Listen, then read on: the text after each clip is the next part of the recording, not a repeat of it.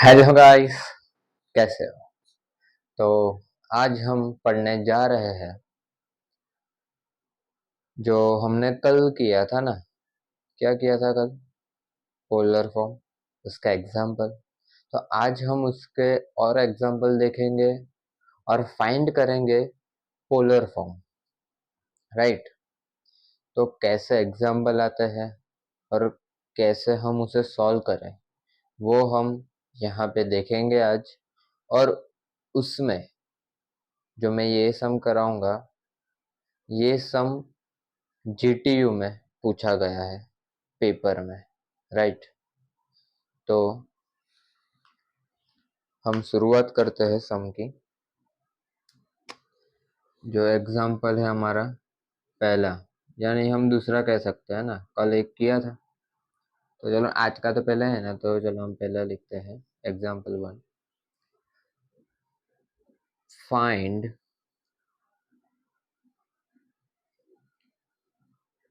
Polar form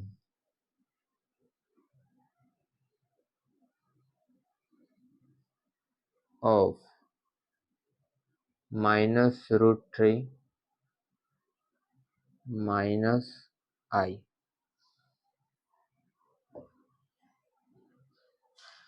तो ये है हमारा क्वेश्चन।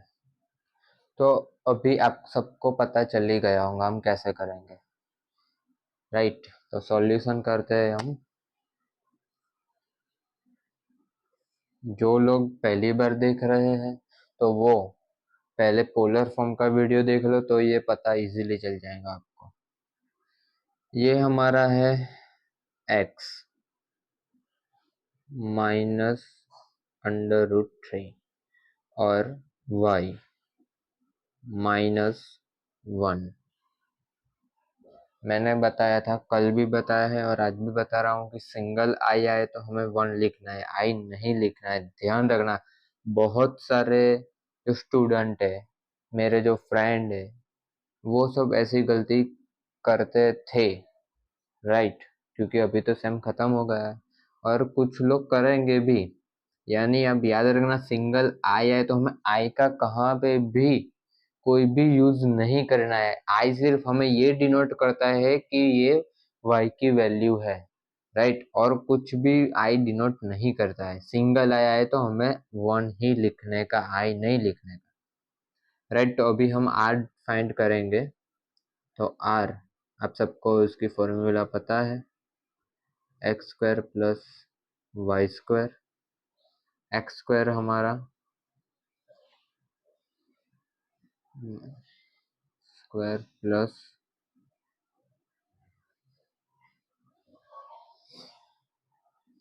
तो अभी ये 2 है तो ये भी कट हो जाएगा, ये भी माइनस भी हो जाएगा, यानी अंडर रूट में क्या रहेगा 3 प्लस ये 1 प्लस 1, यानी हमारा आंसर क्या आएगा √4, यानी R2, राइट। अभी ये हमारा R मिल गया। अभी हम थीटा की वैल्यू फाइंड करेंगे, राइट। तो थीटा की वैल्यू क्या है? कौन से क्वाड्रेंट में हमने कल सिखाया था? दोनों माइनस हो, दोनों प्लस हो तो कौन सा आएगा? tan inverse. दोनों माइनस है साइन, तो कौन सा आएगा? Pi minus tan inverse y/x under modulus. ये आएगा। आपको पता है मॉड्यूलस के अंदर कोई भी माइनस का साइन है तो वो प्लस हो जाएगा। क्यों? क्योंकि वो मॉड्यूलस के अंदर है। ये जो दो साइन है वो मॉड्यूलस के साइन है, राइट। तो पाई tan इनवर्स y हमारा कौन सा है? ये -1 अपॉन -√3, राइट। ये हमारा आया। तो अभी हम देखो, ये दोनों माइनस है तो कट तो हो ही जाएगा, पर एक माइनस हो, यानी ऊपर माइनस हो या नीचे, दोनों में कोई भी जगह माइनस, पर मॉड्यूलस के अंदर है तो वो प्लस हो जाएगा। अरे यानी हमारा 1/√3 आया। अब देखो, मैंने यहाँ पे चार्ट बनाया था, वो चार्ट आपने राइट किया तो उसमें देखो हमारा 1/√3, उसका कौन सा होगा? 60 डिग्री, यानी कौन सा आएगा? π/6, राइट। ऐसा नहीं है 60 डिग्री है तो पाई अपॉन 6, बट आपको इजी वे से रहे इस वजह से मैंने ऐसा डिग्री वाइज बोला, वरना डायरेक्ट याद रखने का पाई अपॉन 6 कौन सा है, पहले पाई अपॉन 6 है, फिर पाई अपॉन 4, पाई अपॉन 3 और पाई अपॉन 2, राइट। तो यानी ये 60, फिर ये 25, ये 30 और 0 ऐसा है, सॉरी 90, यहाँ पे 30 है, फिर 45, 60 और यानी ये 30 डिग्री पे आएगा, 60 नहीं सॉरी, ये 30 डिग्री पे आएगा 1/√3, अब देख लो। तो ये हमारा हो जाएगा 6 pi minus pi, 5 pi upon 6 direct लिखता हूँ, ये यहाँ पे हमें मल्टीप्लाई करना है। तो हमारी ये पाई की सॉरी ये थीटा की वैल्यू मिल गई। तो हमें अभी क्या फाइंड करना है, पोलर फॉर्म। तो हम सिंपली पोलर फॉर्म फाइंड करेंगे, उसकी फॉर्मूला लिख के, क्योंकि हमारा आर मिल गया है और थीटा मिल गया है, राइट। तो हम लिखेंगे z r cos theta plus i sine theta, यही लिखने का। आर cos थीटा लिखो plus r i sine theta, उससे अच्छा ये लिखो, क्योंकि फिर हमें आर को कॉमन निकालना है, तो पहले से हम कॉमन निकाले वही फॉर्मूला लिखेंगे, राइट। तो यानी हम z आर की वैल्यू क्या है, हमारे पास 2 है, cos थीटा की वैल्यू क्या है, पाई आई, यानी सॉरी cos थीटा नहीं, थीटा की वैल्यू, यानी cos लिखने का, फिर ब्रैकेट करने का 5 pi upon 6 plus i sine bracket 5 pi upon 6, ये हमारा आंसर आ गया, राइट। ये जो है वो, तो आप ये राइट कर लो, हम दूसरे सम पे जाते हैं, राइट। ये आप सब राइट कर लो पहले। ये हमारा हम सेकंड सम करेंगे, उसका है वैल्यू दी है एक्सप्रेस, जो जेड है वो 7 आई है, और हमें ऐसा कहा गया है कि find argument of z and principal argument of z. पहले आप ये राइट कर लो जो क्वेश्चन है वो, फिर मैं आपको बताता हूँ क्या है उसमें डिफरेंट। आपने ये राइट कर लिया होगा, तो अभी मैं आपको बताता हूँ, आप ये सोचेंगे यार ये क्या है आर्ग्यूमेंट ऑफ जेड और ये प्रिंसिपल आर्ग्यूमेंट ऑफ जेड, क्या है ये, हमने तो ऐसा पढ़ा नहीं, यानी मैंने भी ऐसा कहा नहीं, तो है क्या ये, राइट। तो अभी आपको सिंपली इसमें कोई लॉजिक है नहीं, सिर्फ फॉर्मूला थोड़ा सा चेंज होगा, यही रहेगा, बट आप देखो कैसे।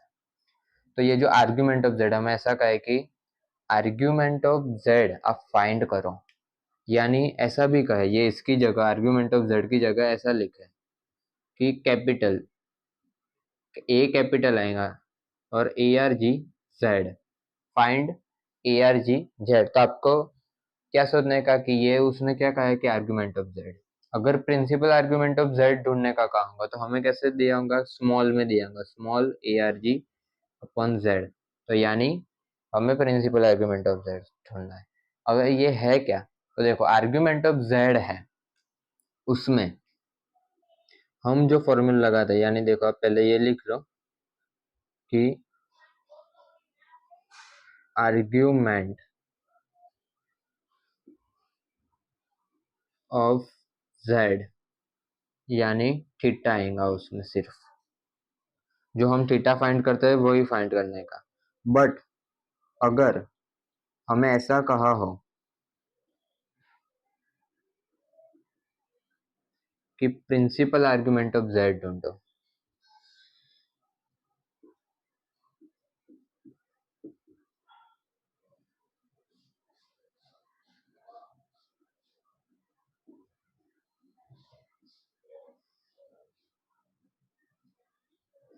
तो हमें जो थीटा हम ढूंढते हैं, यानी cos theta plus i sine theta, जो थीटा है उसके थीटा के जो साथ में ये वैल्यू लगा देने की, थीटा प्लस 2k पाई, ये वैल्यू लगा देने की। यानी कैसे कि हम आर्ग्यूमेंट ऑफ z जो ढूंढते हैं वो हमने जो पहले ढूंढा cos theta plus i sine theta, उसमें यही करना है। यानी फॉर्मूला हमारी इसमें क्या होंगी, पोलर फॉर्म की, जो है वो r cos theta plus i sine theta, यही हमारी फॉर्मूला होंगी। बट इसमें क्या होंगे, ये जो हम फाइंड करते हैं वही है ये आर्गुमेंट ऑफ z, सिर्फ नाम चेंज कर दिया है। पोलर फॉर्म की जगह ऐसा किया है कि आर्गुमेंट ऑफ z, यानी आपको ऐसा लगे कि ये क्या नया आ गया, बट सिंपल ऐसा ही है। और प्रिंसिपल आर्गुमेंट ऑफ z ढूंढने को कहे तो सिर्फ क्या लिखने का, जो फॉर्मूला वही है, r cos थीटा, ब्रैकेट में लिखने का ये cos theta plus 2k pi plus i sine bracket theta plus 2k pi. Simple, ये है हमारी फॉर्मूला। कुछ भी लॉजिक नहीं है, सिर्फ इतना लॉजिक है कि थीटा जो है वो तो हम पॉलर फॉर्म की फॉर्मूला है ये, और प्रिंसिपल का है तो सिर्फ हम जो थीटा लगाते हैं उसकी जगह उसके साथ थीटा प्लस 2k पाई, थीटा प्लस 2k पाई, बस सिंपल इट्स। अगर हमें दोनों फाइंड करने को कहा है, और ये जो सम है वो सम जीटीयू में 2021 में पूछा गया है, और जो मैंने पहले करवाया था एग्जाम्पल जो 1 था वो 2022 में पूछा गया था वो। यानी ये जो दो सम है वो एग्जाम के है, राइट। तो आप अच्छी तरीके से फाइंड ढूंढ लो और समझ लो, ओके। चलो हम सॉल्यूशन आगे बढ़ते हैं। तो सॉल्यूशन, राइट, तो हमें क्या कहा है, वैल्यू क्या दिए, 7i।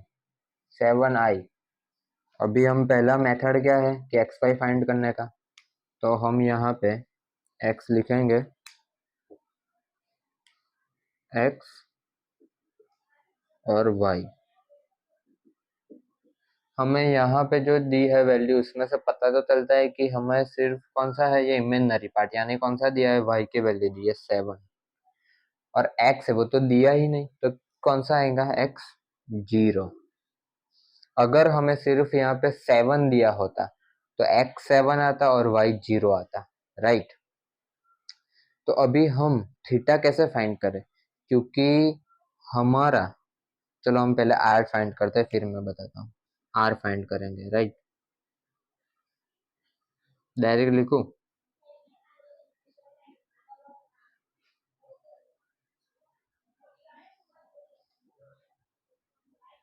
0, यानी 0 तो कोई है नहीं, 7 49,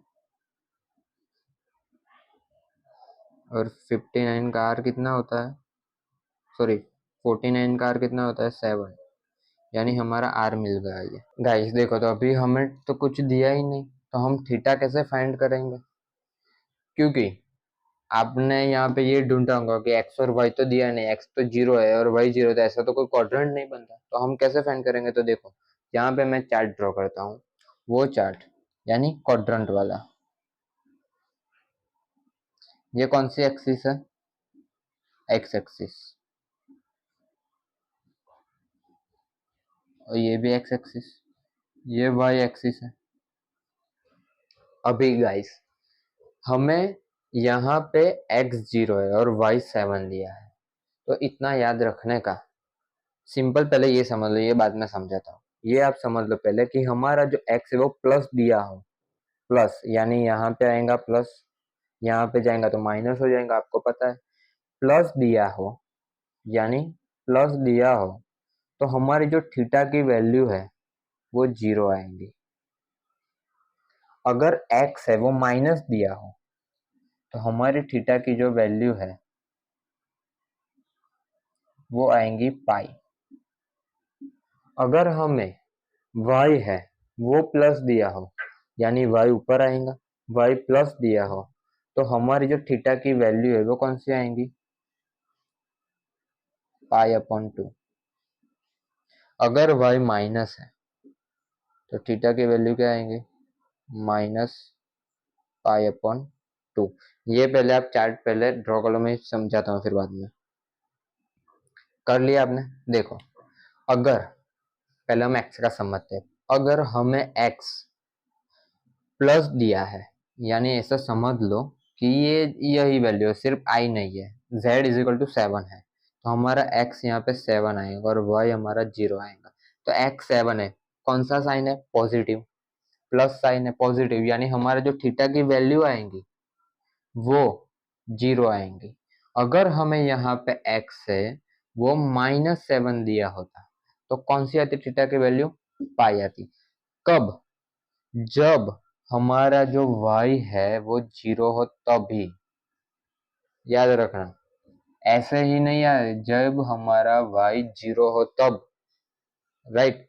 और यहाँ पे कौन सा है, हमारा 0 है, अगर इसकी जगह 1 होता तो हमारा कौन सा क्वाड्रेंट आता, माइनस प्लस सेकंड क्वाड्रेंट। अगर यहाँ पे हमारा y है वो 0 है तभी ये थीटा की वैल्यू लगाने की, राइट। यहाँ पे हमारा x 0 है और y प्लस है, तो आपको पता चल गया होगा कौन सा आएगा, ये आएगा। कब, जब यहाँ पे x 0 हो तभी, वरना गलती से लगा दिया तो सम गलत हो जाएगा। अगर यहाँ पे हमें 7 माइनस दिया होता तो कौन सा आता, -π आता।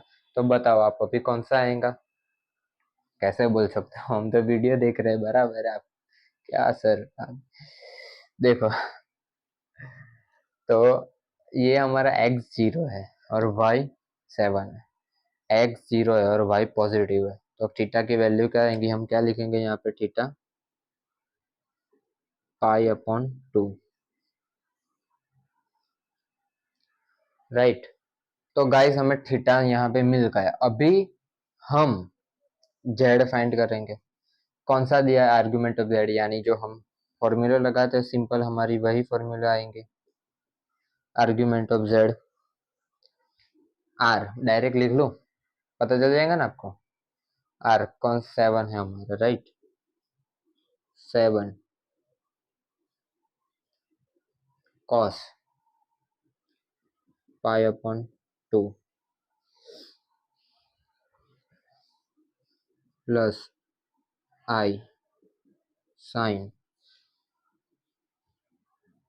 π/2, राइट। ये हमारा कौन सा हो गया, आर्ग्यूमेंट ऑफ z। मैं ये शॉर्ट फॉर्म लिख देता हूँ, ओके।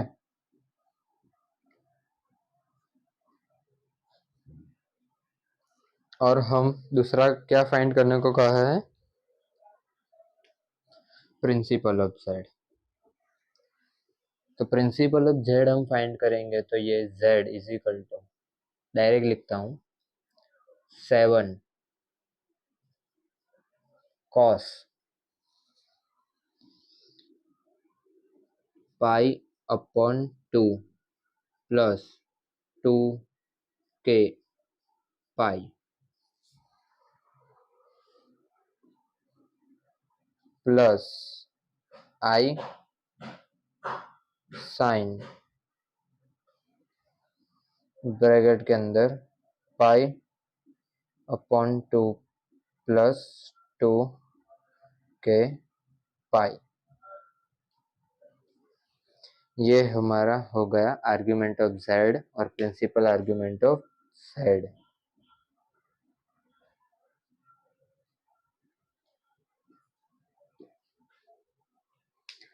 तो ऐसे हमें फाइंड करना है, ये आपको पता चल गया ना। कभी हमें, जब हमारा x और y दोनों में से कोई एक भी 0 हो तभी हम इसका यूज करेंगे, वरना नहीं करेंगे, राइट। तो आपको पता चल गया होगा। तो हमें आपको एग्जांपल होमवर्क में देता हूँ थोड़े, ये आप फाइंड करो, पहले ये आप सब राइट कर लो, राइट। तो गाइस आपने ये राइट कर लिया होगा। अभी मैं आपका एग्जांपल देता हूँ, वो आप सॉल्व करो।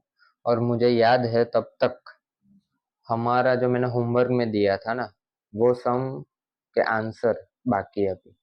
तो ये वीडियो में तो नहीं दूंगा, बट अगली वीडियो में मैं आपको एक वैरायटी वाला एक सम है, वो सम मैं कराऊंगा। और वो सम छोटा ही है, बहुत बड़ा नहीं है। तो उसके साथ मैं जो यहाँ का एग्जाम्पल के सम है आप होमवर्क में दिए, और आगे वाले जो भी सम है वो सम का मैं आपका आंसर दे दूंगा अगले वीडियो में, राइट।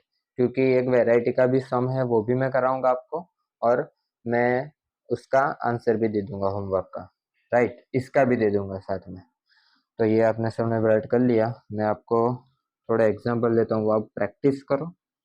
तो आपको क्या है कि इजीली एग्जाम में कोई भी तकलीफ ना हो यार, क्योंकि आपको तकलीफ हो तो मैंने आपको अच्छी तरीके से नहीं सिखाया, ऐसा होगा, राइट। तो यानी आप ऐसा कहो कि नहीं यार ये सर आपने तो सिखाया ही नहीं था। सर तो नहीं है, मैं आपका सबका फ्रेंड आपके जैसा ही हूँ, राइट।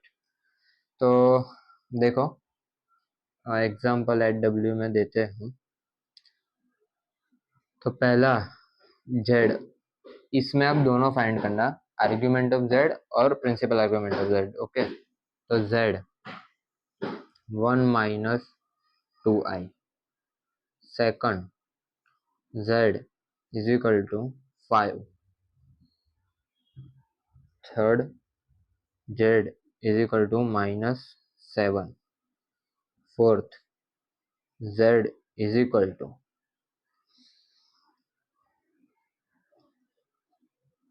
-4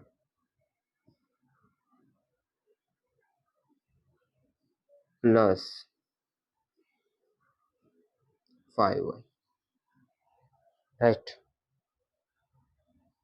इसमें दोनों फाइंड करना, -7i और -7 और -7i, राइट। इस सभी में आपको फाइंड करना है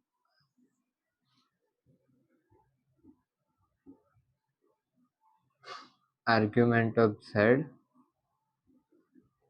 और प्रिंसिपल आर्ग्यूमेंट ऑफ जेड।